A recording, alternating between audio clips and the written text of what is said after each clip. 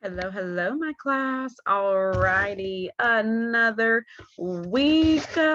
We are on week 24 of social studies, and we are talking about famous Alabamians making their mark on the world. I apologize for not having my video camera up in the corner like I normally do, but would you know it, I had the terrible luck of getting a brand new laptop whose camera does not work, but we're going to keep pressing on anyway. So this week we're going to talking about famous Alabamians and how they've made their mark on the world.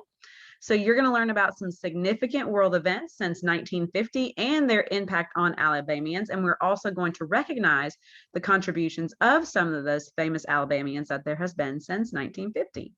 All right, so for day one, the first person we're going to talk about is Mrs. Condoleezza Rice.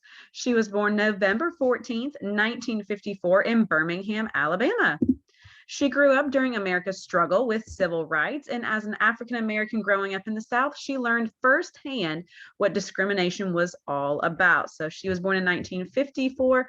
That means she was about 10 years old when the Civil Rights Act of 1964, which made segregation illegal, was passed.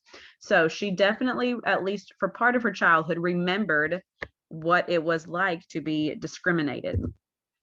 She had very loving parents who tried everything they could to help her become successful. Dr. Rice was a professor at Stanford University in California when she was chosen by President Bush to serve as his national secretary advisor during his first term. And then after his reelection, President Bush promoted Dr. Rice to be the Secretary of State. It's a big deal. In that position, she traveled around the world representing America's interest and making important decisions. So, very important lady, Mrs. Condoleezza Rice. And in 2009, she returned to her teaching career at Stanford University. So, pretty cool.